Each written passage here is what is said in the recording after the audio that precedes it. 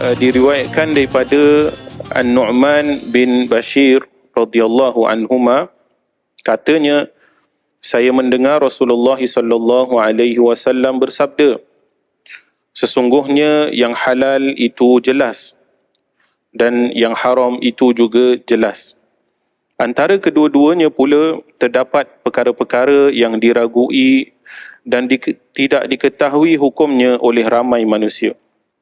Sesiapa yang memelihara dirinya daripada perkara-perkara yang diragui, dia telah membersihkan agama dan kehormatannya. A'udzubillahi minasyaitonirrajim. Bismillahirrahmanirrahim. Alhamdulillahi rabbil alamin. Wassalatu wassalamu ala asyrafil anbiya'i wal mursalin wa ala alihi wa sahbihi ajma'in. Subhanaka la ilma lana illa ma 'allamtana innaka antal alimul hakim. Wa la hawla wa la quwwata illa billahil aliyil azim. Amma ba'd. Uhayyikum bi tahiyatil Islam tahiyatan mubarakatan min indillah. Yaqulun nasu 'adatan wa naquluha ibadah. Assalamualaikum warahmatullahi wabarakatuh.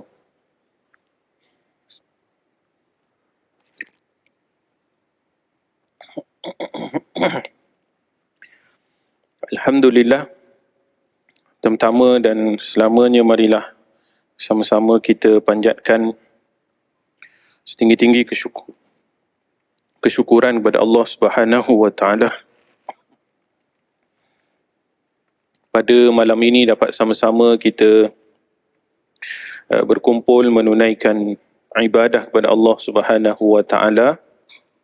Kemudian kita luangkan sedikit masa untuk sama-sama kita mendengar perkongsian. Mudah-mudahan Allah Subhanahu wa taala menerima segala amalan kita dan memberi manfaat kepada kita insya-Allah. Apa khabar tuan-tuan? Sihat ya? Alhamdulillah. Tuan-tuan yang dirahmati Allah Subhanahu wa taala, pada malam ini lebih pada kuliah secara umum. Jadi suka untuk saya berkongsi satu hadis Nabi sallallahu alaihi wasallam yang direkodkan oleh Al-Imam Ibnu Rajab Al-Hambali di dalam kitabnya Jami'ul Ulum wal Hikam, ataupun dalam bahasa Melayunya disebut sebagai Himpunan Ilmu dan Hikmah. InsyaAllah hadis yang ke-8, hadis yang ke-6. Hadis ini juga direkodkan oleh Al-Imam An-Nawawi dalam kitabnya Al-Arba'in An-Nawawiyah. 40 hadis Al-Imam An-Nawawi.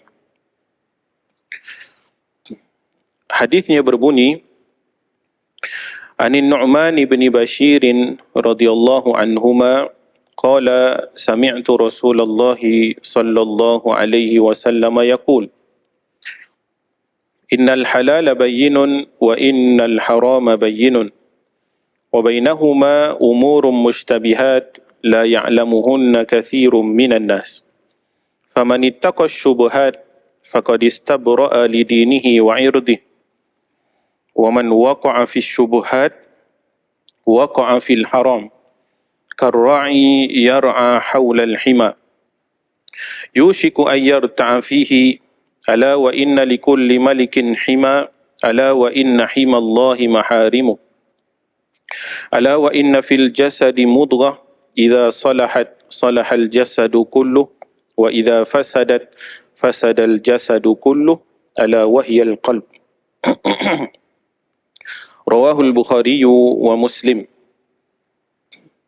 Yang bermaksud diriwayatkan daripada An-Nu'man bin Bashir radhiyallahu anhuma, katanya, saya mendengar Rasulullah sallallahu alaihi wasallam bersabda, sesungguhnya yang halal itu jelas dan yang haram itu juga jelas.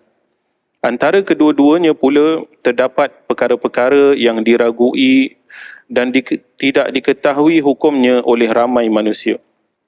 Sesiapa yang memelihara dirinya daripada perkara-perkara yang diragui, dia telah membersihkan agama dan kehormatannya. Sesiapa yang terjatuh ke dalam perkara-perkara yang diragui, dia telah terjatuh ke dalam perkara yang haram. Seperti pengembala yang mengembala di sekitar kawasan larangan. Haiwan peliharaannya hampir-hampir meragut di dalam kawasan itu. Ingatlah, sesungguhnya setiap raja ada kawasan larangan. Ingatlah, sesungguhnya kawasan larangan Allah ialah segala perkara yang diharamkannya. Ingatlah, sesungguhnya di dalam jasad manusia ada seketul daging yang apabila ia baik, baiklah seluruh jasad, dan apabila ia rosak, rosaklah seluruh jasad. Ingatlah, ia adalah hati. Hadis ini diriwayatkan oleh Al-Imam Al-Bukhari dan Al-Imam Muslim di dalam sahih kedua mereka. Takhrijul hadis.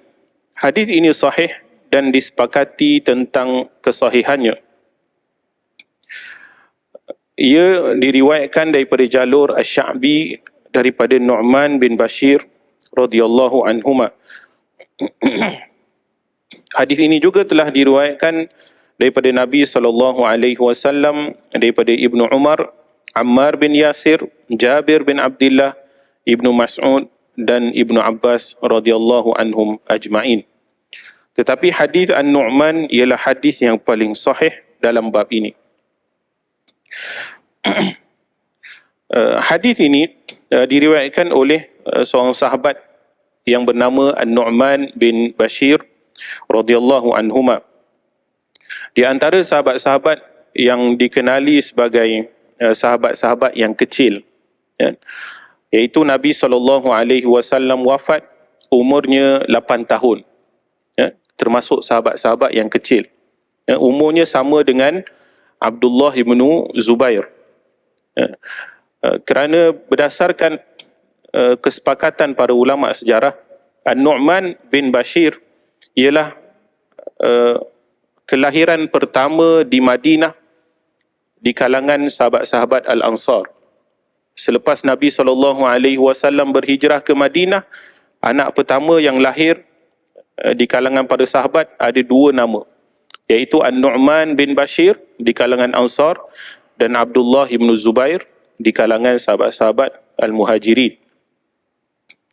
Jadi dia termasuk kalangan sahabat-sahabat yang kecil, seperti Miswar bin Makhlamah, Hasan bin Ali, Husain bin Ali, Marwan bin Al-Hakam. Ini antara sahabat-sahabat yang kecil ketika Nabi SAW wafat. Umur mereka tidak lebih daripada 10 tahun. Akan tetapi dia meriwayatkan beberapa hadis daripada Nabi SAW. Dan An-Nu'man bin Bashir ialah sahabat, ayahnya juga sahabat, termasuk di kalangan sahabat-sahabat yang agung. Apabila berlaku krisis di antara Sayyidina Ali dengan Muawiyah bin Abi Sufyan, An-Nu'man bin Bashir memilih untuk bersama dengan Muawiyah bin Abi Sufyan. Ketika mana Muawiyah bin Abi Sufyan menjadi khalifah Islam selepas daripada Al-Hasan, Muawiyah bin Abi Sufyan melantik Nu'man bin Bashir sebagai gubernur di Kufah. Itu beberapa kelebihan sahabat ini, An-Nu'man bin Bashir. Dan hadis yang diriwayatkan oleh beliau ini ialah hadis yang menceritakan berkaitan dengan 3 perkara yang penting kepada umat Islam, iaitu pertama berkaitan dengan perkara-perkara yang halal, kedua berkaitan dengan perkara yang haram, dan yang ketiga berkaitan dengan perkara-perkara yang syubhah, ataupun disebut juga sebagai perkara mutasyabihat.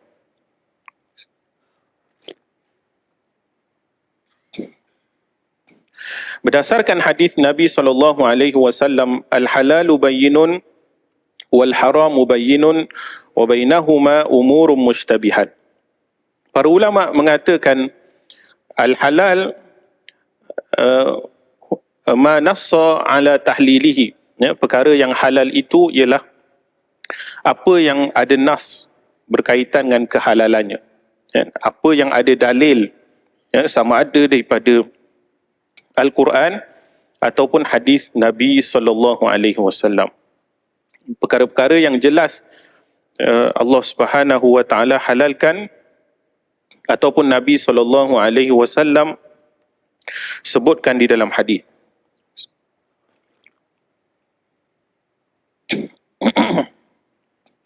Antara beberapa perkara yang disebut secara jelas ialah makanan-makanan yang baik daripada tanaman, buah-buahan dan binatang ternakan yang disembelih.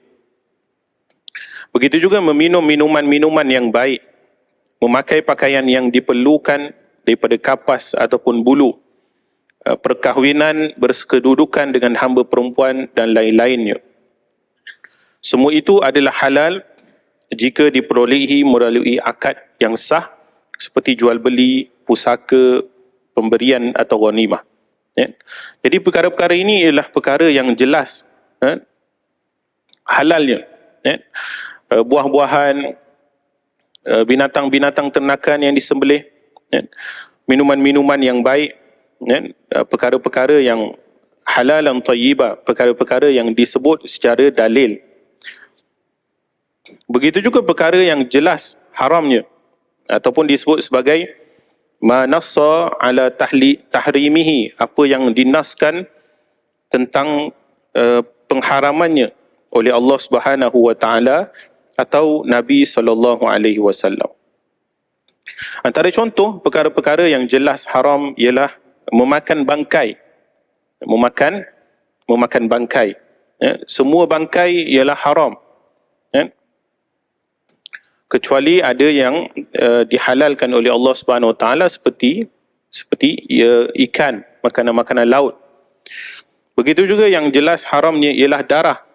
Ya, antara makanan, antara bahan yang dikatakan menyedapkan makanan. Ya, kita pun kalau makan, kalau ada darah, sedap sikit katanya. Dan kalau masak gulai ke masak apa, tidak dibasuh darah dengan bersih. Kan tetapi sebahagian orang-orang kafir menjadikan darah itu sebagai penyedap yang sangat menyedapkan.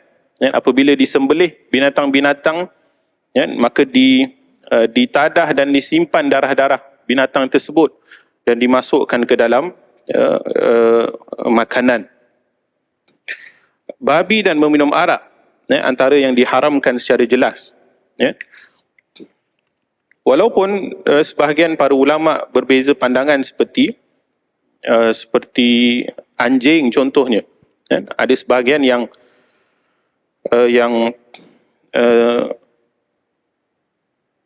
memakruhkan memakan anjing, ya, kerana anjing itu tidak ada dalil yang jelas.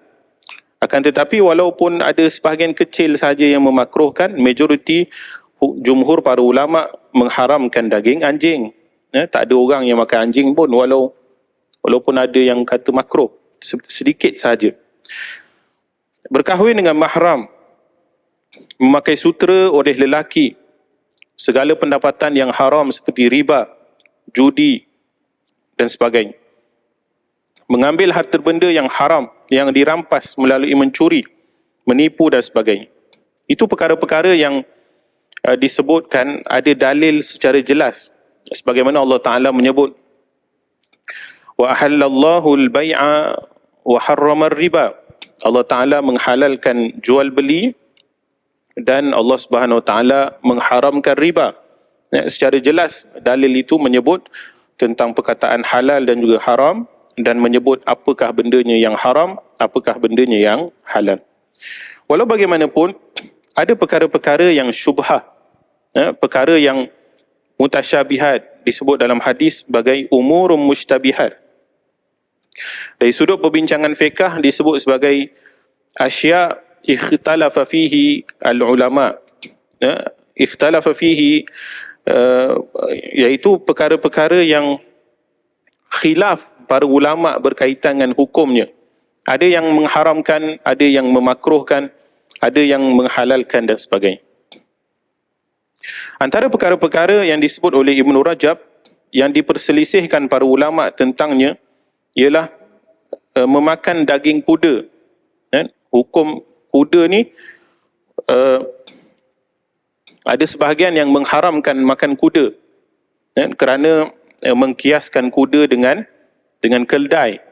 Apabila keldai diharamkan, kuda dikiaskan dengan keldai, kuda juga haram. Akan tapi ada sebahagian yang menghalalkan makan kuda. Tempat kita tak biasalah makan kuda. Kan? Bela kuda pun tak biasa, apatah lagi makan. Tapi mungkin sekarang dah ada orang yang biasa makan. Dan kalau kalau belajar di negara-negara Arab, biasa ada orang-orang dari Asia Tengah, contoh Asia Tengah ataupun Asia Barat. Mereka yang terbiasa makan kuda. Orang negara-negara Tantan ni biasa makan kuda. Kalau dia dia ajak kita makan, biasa lauk utama dia mesti kuda lah. Kan?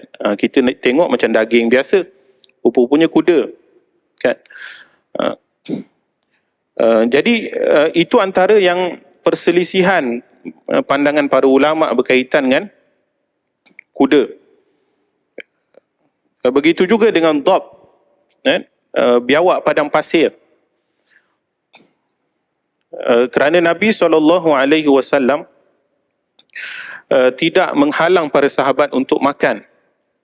Tapi Nabi SAW tidak makan apabila diketahui akan makanan tersebut apa dia. Sebab tu kalangan orang Arab majoritinya makan, cuma kalangan kita tidak biasa makan. Itu pun terjadi perbincangan di kalangan ulama tanah Melayu satu ketika dahulu berkaitan dengan hukum memakan biawak contoh. Kan? Terjadi perbincangan di kalangan ulama satu ketika dahulu, apakah hukum memakan biawak? Ada sebahagian yang membolehkan memakan biawak kerana mengkiaskan biawak dengan biawak padang pasir. Biawak padang pasir boleh makan, biawak pun boleh makan. Satu keluarga yang sama, cuma suku yang berbeza sahaja. Akan tetapi majoritinya masih tidak membenarkan, mengharamkan memakan biawak. Terutamanya apabila diperbincangkan perbincangan tersebut, ada ulama-ulama yang sedar perkara-perkara ini mengatakan tentang makanan-makanan lain lebih banyak lagi. Ikan pun banyak lagi, ayam pun banyak lagi, daging pun banyak lagi. Tidak ada keperluan untuk membincangkan berkaitan dengan hukum memakan biawak. Ikan banyak lagi, ikan tak habis lagi. Kalau ikan habis, barulah dibincangkan. Itu pun mungkin tak terus bincang biawak. Kan banyak benda lain lagi sebelum pergi kepada biawak, seperti tupai ke. Kalau benda-benda lain habis, itu kita sebut sebagai turutan-turutan perkara yang hendak dihalalkan. Bukan terus pergi sebagaimana sebahagian orang yang mungkin hanya membuat contoh-contoh yang kelakar sahaja. Kalau masuk hutan tak ada makan, kalau dapat babi boleh makan babi. Sedangkan sebenarnya kalau masuk hutan bukan terus pergi kepada babi. Kerana dalam hutan bukan senang pun nak tangkap babi. Malahan daun-daun masih banyak dan sebagainya. Kalau jumpa tupai dengan babi, jangan pilih babi. Itu contohlah, kan? Ataupun kalau jumpa babi dengan biawak sekalipun, jangan pilih babi dulu, kan? Itu contoh-contoh turutan, walaupun mungkin kebanyakan contoh itu sekadar untuk membuat kelakar sahaja, kan? Berkaitan dengan babi. Sebab tu setiap perkara pun masih ada turutan-turutan dia. Walaupun dalam keadaan darurat, bukan semua turutan perkara yang haram itu boleh terus makan. walaupun dalam keadaan darurat. Bukan darurat boleh terus babi, tidak mesti begitu.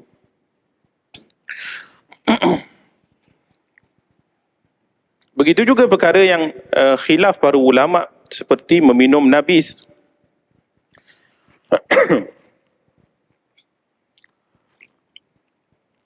Ada sebahagian para ulama yang mengharamkan nabis. Ada yang menghalalkan nabis. Antara mazhab yang menghalalkan nabis ialah mazhab Hanafi, contoh. Hanafi pada kebanyakan perbincangan para ulama ialah minuman-minuman yang diperam daripada anggur. Sebahagian yang membolehkan minuman yang diperam ialah minuman yang diperam daripada kurma. Tapi minuman yang diperam daripada anggur diharamkan oleh kebanyakan mazhab. Ala kulli hal, perbincangan Nabi lebih kepada benda apa yang diperam. Kalau benda apa saja pun yang diperam, kalau memabukkan, hampir keseluruhan mazhab mengatakan haram. Benda mabuk ni haram. Bukan mesti daripada kurma dan sebagainya. Bukan mesti daripada anggur dan sebagainya. Jadi itu antara perkara-perkara yang khilaf. Daripada dulu pun khilaf, sampai sekarang pun dari sudut fatwa pun ada benda-benda yang khilaf. Allah Subhanahu wa taala berfirman dalam suratul An'am ayat 119, Allah Taala mengatakan, "Wa ma lakum alla ta'kulu mimma dzukira ismullahi alaihi wa qad fassala lakum ma harrama alaikum illa ma turirtum ilaihi." Apakah yang menghalang kamu daripada memakan sebahagian Apakah yang menghalang kamu daripada memakan sebahagian daripada binatang-binatang halal yang disebut padanya nama Allah Subhanahu wa taala ketika menyembelihnya? Padahal Allah Subhanahu wa taala telah menerangkan kepada kamu segala apa yang Dia haramkan ke atas kamu, kecuali apa yang kamu terpaksa memakannya. Antara perbincangan berkaitan dengan hadis ini dan juga ayat-ayat Al-Quran berkaitan dengan perkara halal dan juga haram ialah untuk menimbulkan balik kesedaran umat Islam berkaitan dengan makan. Kerana semakin berlalunya zaman, kita melihat kesedaran umat Islam berkaitan dengan makanan semakin kurang. Orang cakna berkaitan dengan benda ni. Terutamanya zaman-zaman berkaitan dengan viral. Zaman-zaman kita jenis nak try semua benda. Bila ada yang viral, umat Islam pun pergi beratur tu makan. Bila ada kedai makan yang viral, umat Islam beratur tanpa memikirkan siapa masak, apa bahan-bahan di dalamnya. Tapi orang Islam makan. Benda viral beratur panjang. Yang menjadi perselisihannya ialah terutamanya kedai-kedai orang kafir terutamanya. Orang Islam beratur makan. Ada aiskrim makan, ada mi sekian-sekian makan, ada nasi ayam sekian-sekian viral try. Beratur orang Islam makan tanpa cakna berkaitan dengan halal dan juga haram. Ada juga orang Islam ataupun orang kafir, kita orang kafir ni tak kisah sangat sebenarnya, kerana mereka jahil tentang agama. Mereka bukan Islam, mereka jahil tentang agama, mereka tidak ada kesedaran dan cakna tentang isu halal dan juga haram. Bagi yang jujur di kalangan mereka, mereka akan minta CJ halal jakim. Tetapi bagi orang Islam, antara perbincangannya apabila Nabi SAW menyebut faman ittaqash syubhat faqad istabra'a li dinihi wa irdi. Barang siapa bertakwa ataupun berhati-hati dalam perkara syubhah, maka dia telah membersihkan agama dan kehormatannya. Dan kita perbincangan halal haram satu, atas lagi pada perbincangan halal dan haram ialah dosa dan pahala. Bagi orang Islam, kalau kita boleh jaga halal dan haram, dah baik dah. Kerana kita berdepan dengan satu lagi tingkatan yang lebih tinggi, iaitu dosa dan pahala. Kita nak bagi makan orang, kita nak jual beli, kita nak buat benda-benda, kita ada dosa dan pahala. Tapi orang kafir, selain daripada halal haram mereka tak faham, kalaupun mereka lepas halal dan haram, mereka tak ada dosa dan pahala. Mereka tak faham dosa dan pahala ni. Kebanyakannya lebih faham kepada keuntungan perniagaan semata-mata. Sebab tu orang Islam, secara umum kaedah kepada orang Islam, selagi tidak ada bukti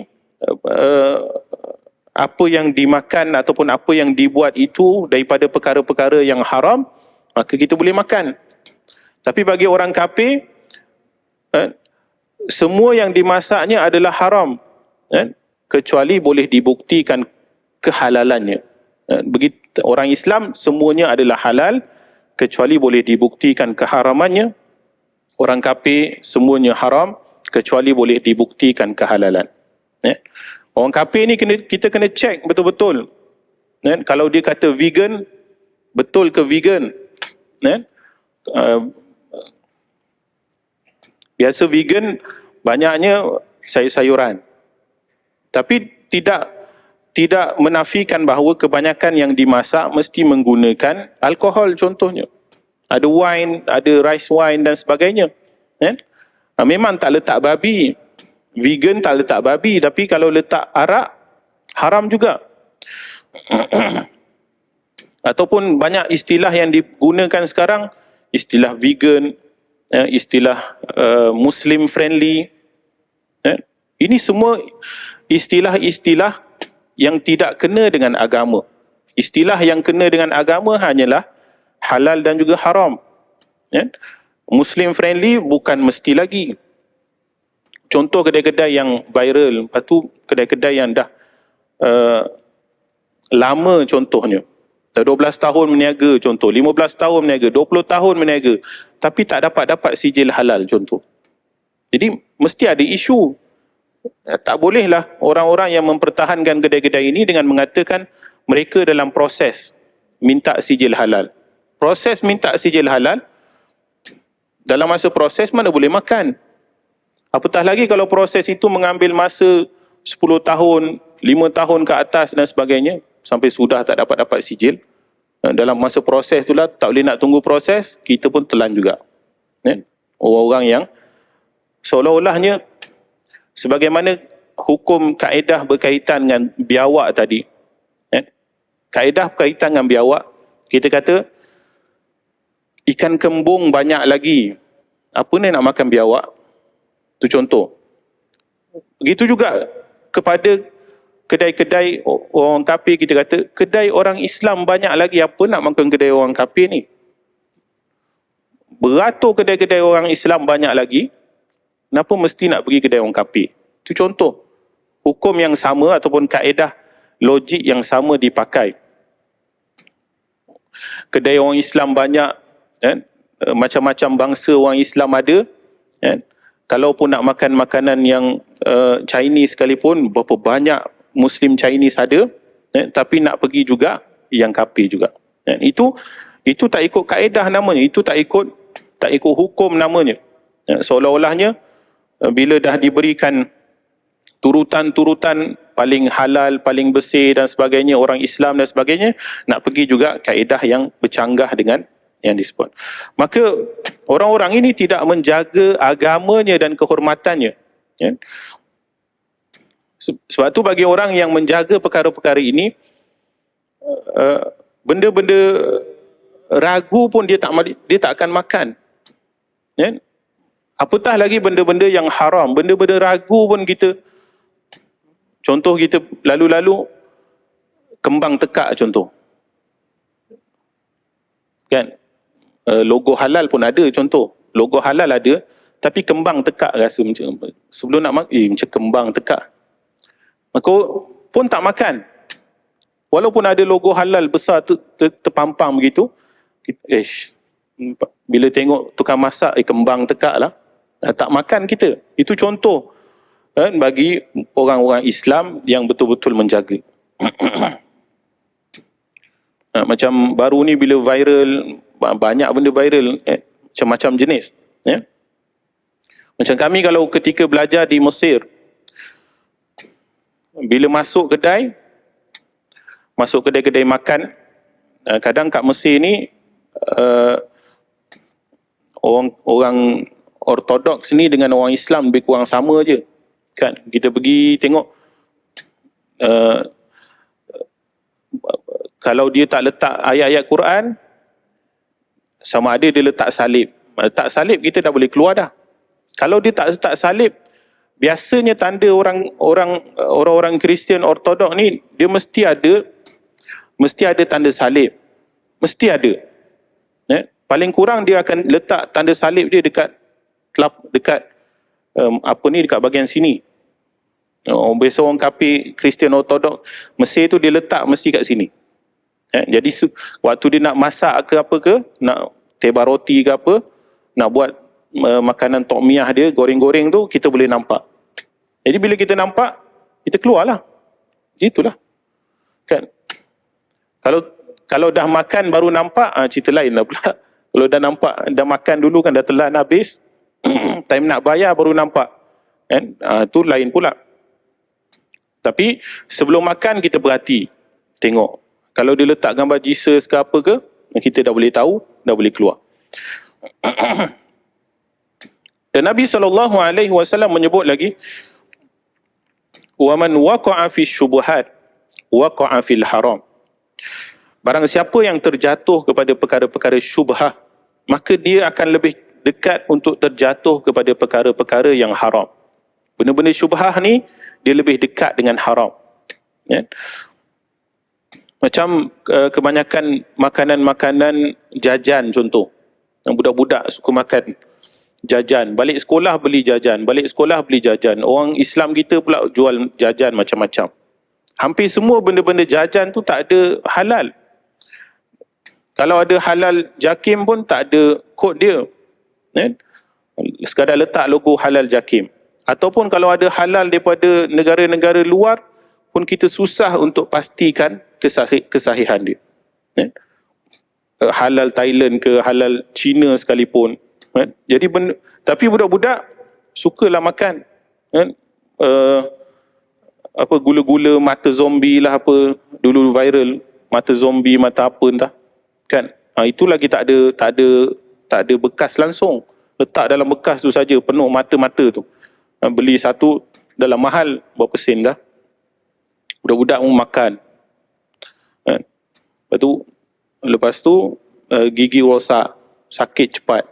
Budak-budak makan halal satu sudut, tayyib satu sudut pula. Halal satu sudut, benda yang baik berkhasiat pun kita tak jaga.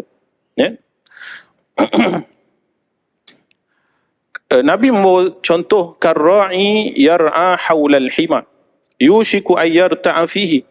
Seumpama pengembala mengembala binatang-binatang ternakan. Dia mengembala sehingga hujung kawasan dia. Hampir-hampir binatang ternakan dia masuk ke tanah orang lain dan makan rumput-rumput tanah orang. Kita nak mengembala, jangan mengembala sampai hujung kawasan.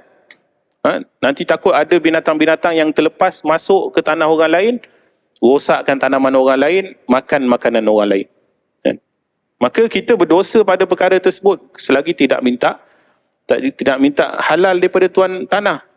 Sebab tu tidak bawa ke sampai hujung. Nak kat ujung dah patah balik. Yang ujung-ujung tu kita potong bagi pada binatang makan. Bukan kita biar lepas sampai hujung. Ataupun kebanyakan penternak-penternak yang tidak jujur, dia lepas saja. Lepas masuk dalam tanah, masuk dalam sawit, makanlah makan apa. Time nak korban nanti baru pergi tangkap. Tahu makan apa entah, habis rosak semua tanaman orang. Kalau sampai waktu korban pun, antara benda-benda yang perlu diperhatikan adalah benda-benda macam ni. Binatang-binatang yang betul-betul dijaga ataupun dilepaskan, masuk makan tak siapa-siapa punya tumbuh-tumbuhan orang dan sebagainya. Bagi siapa yang jaga, dia akan cek benda-benda macam ni.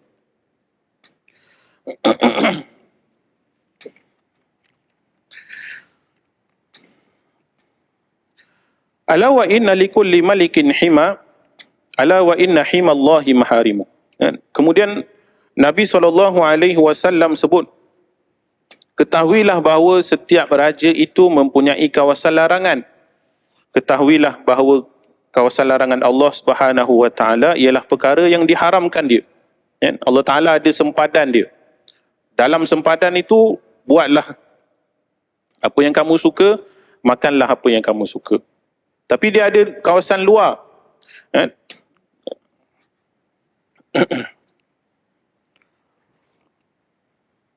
Iaitu perkara-perkara yang Allah Subhanahu wa taala haramkan. Banyak lagi benda-benda yang halal, kita pilih juga benda yang haram.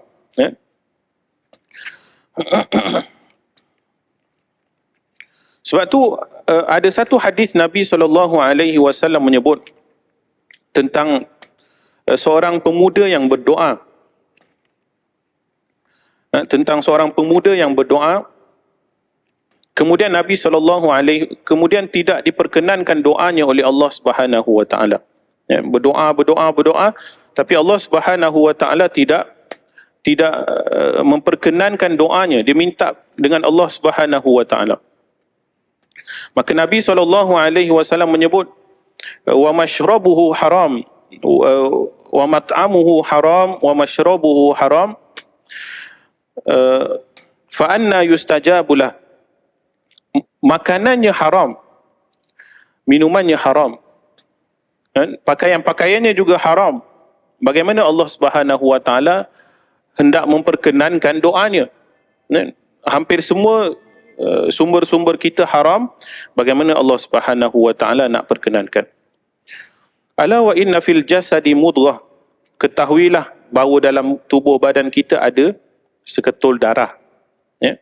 Mudghah ni darah. Kalau dia baik, baiklah seluruh jasad. Kalau dia buruk, rosaklah seluruh jasad. Ketahuilah bahawa dia adalah hati. Kita makan apa saja, dia akan jadi darah. Dia akan jadi daging, dia akan jadi darah. Maka kalau daripada hati itu sumbernya perut. Kalau perutnya elok, kemudian hatinya akan elok, sampailah keseluruhan anggotanya. Malahan keseluruhan kebaikan itu tembus sehingga langit. Tembus sampai kepada Allah Subhanahu Wa Taala. Itu kebaikan. Apa yang kita makan ini, dia bukan sekadar memperbaiki anggota badan. Dia akan memperbaiki hubungan kita dengan Allah Subhanahu Wa Taala. Tembus sampai ke langit. Benda yang kita makan. Kalau makan benda yang haram, benda yang syubhah dan sebagainya, ditutup hubungan itu dengan Allah Subhanahu Wa Taala. Minta doa apa pun Allah Taala tak bagi. Minta apa pun Allah Taala tak perkenankan. Tapi kalau makan benda yang baik, dapat benda-benda yang halal, tembus sampai kepada Allah Subhanahu Wa Taala, Allah Taala akan perkenankan. Sebab tu orang Islam, sebagaimana yang kita kena sebut dan hidupkan balik cakna berkaitan dengan halal dan juga haram. Kalau nak makan, cek.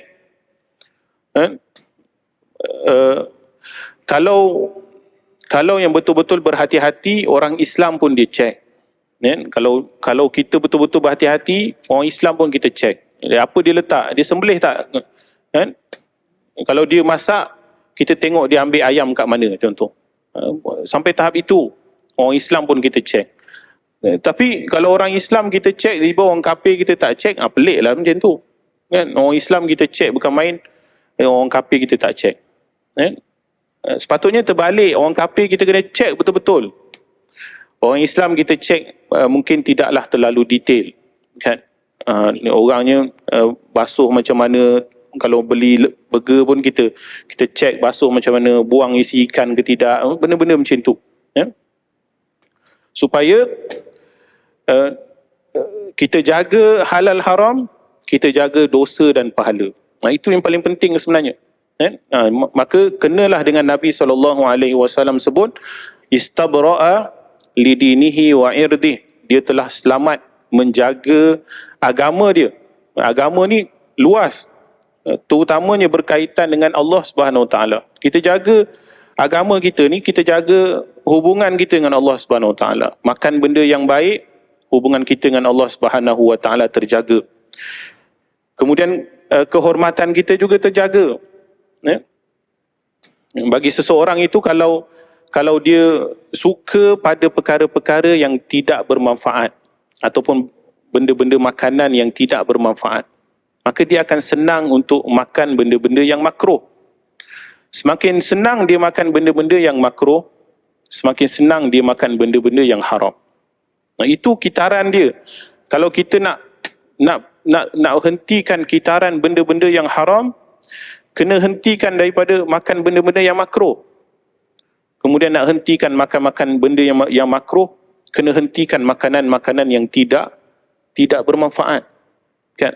Ni benda sedap ni biasanya tak ada manfaat. Biasa benda sedap begitulah. Kan? Benda sedap ni dia punya zat dan juga nutrisi dia biasa tak banyak, sikit. Kan? Tapi benda-benda tak sedap ni biasanya nutrisinya baik, bagus. Kan? Tapi dah tak sedap, kita tak, macam budak-budak lah kalau kita bagi buah, lepas tu kita bagi juga aiskrim. Dia ambil aiskrim. Padahal buah lebih baik banding aiskrim. Jarang sangat budak-budak pilih buah. Kalau aiskrim tak ada, baru makan buah. Tapi sebab dah dibentuk begitu.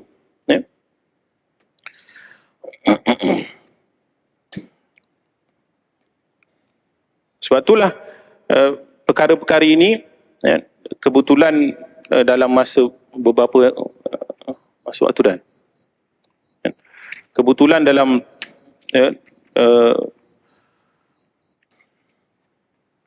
Bismillah, alhamdulillah, salatu wassalamu ala rasulillah, amma ba'd. Sikit lagi tuan-tuan. Yang terakhir, antara sikap yang paling penting kepada kita ialah wara'. Wara' ni maksud dia berhati-hati, teliti dalam setiap perkara. Sebagaimana Nabi SAW bersabda, inni la'anqalibu ila ahli fa'ajidu tamrata saqitatan ala firashi fa'arfa'uha li'akuluha thumma akhsha an takuna sadaqatan fa'ulkiha. Rawahul Bukhari wa Muslim. Sesungguhnya saya pulang ke rumah isteriku, lalu saya mendapati sebiji kurma jatuh di atas tilamku. Saya pun mengangkatnya ke muka untuk dimakan. Kemudian saya bimbang adakah ia adalah harta sedekah, lalu saya membuangnya. Kadang sifat-sifat ini yang penting pada kita.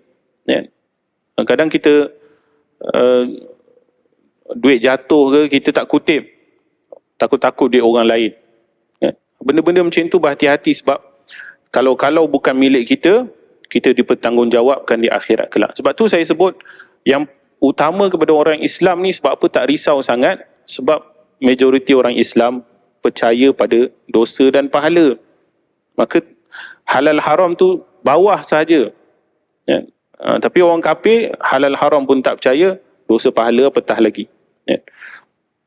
Maka waraklah tuan-tuan, untuk kita timbulkan balik kesedaran ini, bukan terpengaruh dengan viral orang, bukan terpengaruh dengan nak rasa dan sebagainya. Kita pun langgar segala kaedah-kaedah dalam agama. Allah Ta'ala alam, saya kira sekadar itulah perkongsian daripada hadis ini, hadis yang ke-6 daripada Ibnu Rajab Al-Hambali ini. Mudah-mudahan sama-sama kita mendapat manfaat daripada perkongsian ini, insya-Allah. Yang baik pada Allah Subhanahu wa taala, yang lemah daripada kelemahan saya, ma asabaka min hasanatin faminallah wa ma asabaka min sayyi'atin famin nafsik wa arsalnaka lin-nasi rasula wa kafa billahi syahida. Aqulu qawli hadza astaghfirullahal azim li wa lakum. Assalamualaikum warahmatullahi wabarakatuh. A'udzu billahi minasyaitonir rajim. Bismillahirrahmanirrahim. اللهم اجعل جمعنا هذا جمعا مرحوما وتفرقنا من بعده تفرقا معصوما اللهم يا مقلب القلوب ثبت قلوبنا على دينك وعلى طاعتك اللهم اجعلنا من الذين يستمعون القول فيتبعون أحسنه وصلى الله وسلم على محمد وعلى آله وصحبه وسلم والحمد لله رب العالمين.